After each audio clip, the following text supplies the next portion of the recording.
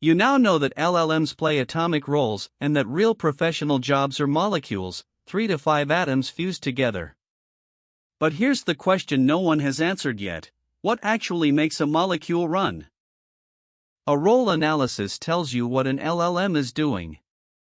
It doesn't tell you how it does it reliably, how it remembers across sessions, recovers from failures, enforces rules, executes tools, and signals which atom is active at any given moment.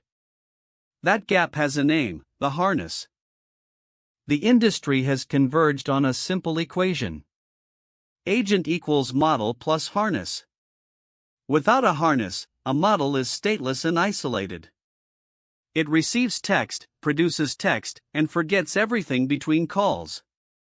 The model is the brain. The harness is the nervous system. It gives the brain hands to act, eyes to perceive, memory to retain, and guardrails to stay in bounds. 2 real examples.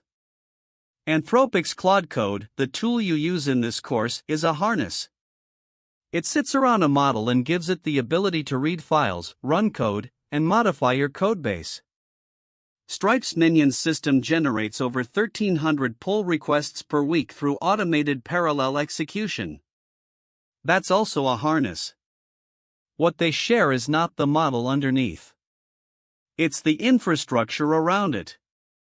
So what exactly does a harness provide? 5 capabilities distinguish an agent from a raw model. Think of these as the 5 pillars holding the agent up. Take any one away and you don't have an agent, you have a model that can't act reliably in the real world. Pillar 1: Tool execution. A model answers questions about the world. An agent acts on it.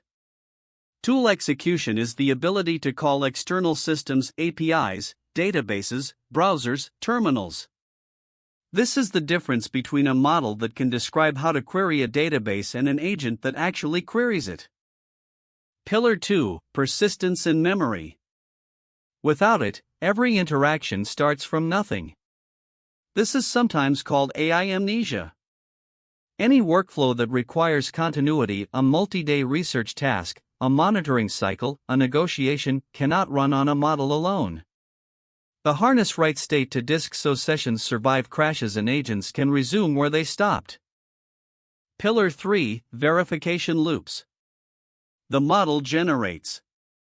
The harness checks. If the output is wrong, the model corrects.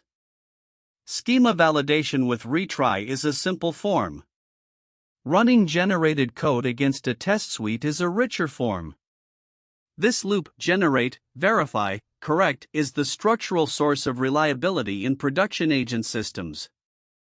Pillars 4 and 5 together: guardrails and safe execution. Guardrails are not prompts that ask the model to behave.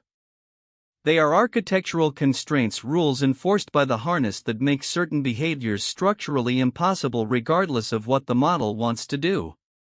Safe execution means tool calls run in isolated sandboxes so a bad or adversarially generated output cannot corrupt the host system.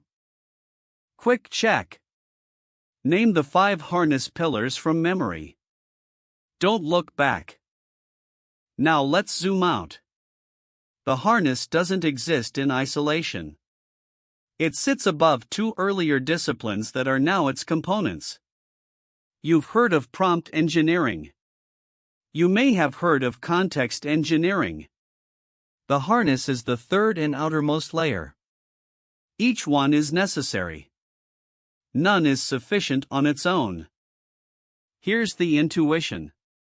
Prompt engineering is the art of writing a good letter. You choose your words carefully, explain what you need, set the tone. That matters. But a good letter doesn't deliver itself. Context engineering is deciding what information you enclose with the letter, the attachments, the background documents, the retrieved facts. And harness engineering is building the entire postal system that gets letters from sender to recipient, handles failures, logs deliveries, and enforces which letters can go where. One more thing about context engineering that deserves its own moment. Most production AI failures are not model failures.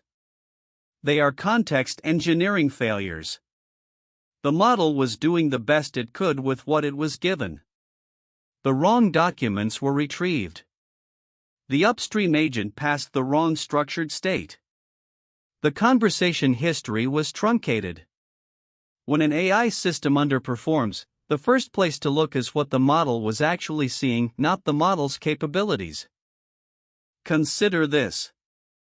Your AI assistant gives you a wrong answer about a client's portfolio. Before blaming the model, what are the 3 layers you check, in order?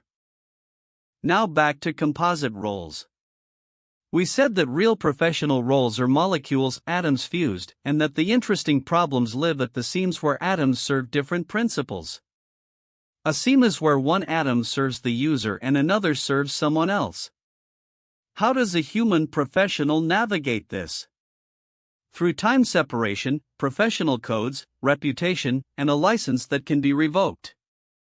None of those mechanisms exist natively for an LLM. The harness is the engineered substitute for those missing human mechanisms.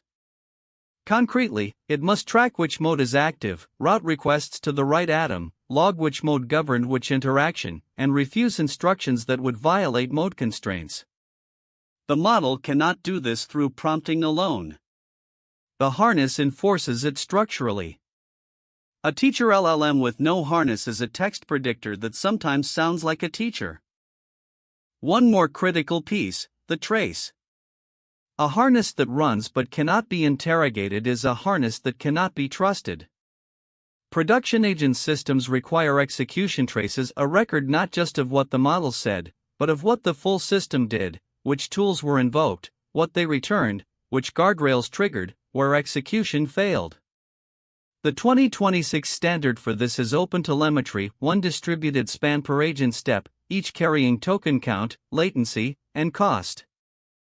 Why does the trace matter beyond operations? For composite roles with fiduciary or legal responsibility, a financial advisor agent, a lawyer agent, the trace is the audit record.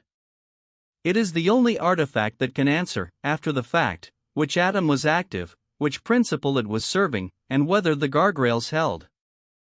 Without a trace, there's no accountability. With one, the harness becomes defensible. When you evaluate any AI deployment that runs a composite role, 3 questions replace the usual "what can it do" framing. First, what composite is it replacing? Name the atoms. Be explicit about which ones serve the user and which ones serve someone else. Second, where are the seams? This is where the guardrails must live. Third, how does the harness signal which hat is active, and how does it refuse when hats contradict? These 3 questions are the design audit for any composite AI role. The role is a molecule. The molecule has seams. The harness is what makes the molecule run, and the only thing that can manage what happens at the seams. A model without a harness is a formula on paper. A role without a harness is a claim without infrastructure. In the next piece, we look at how to deploy one.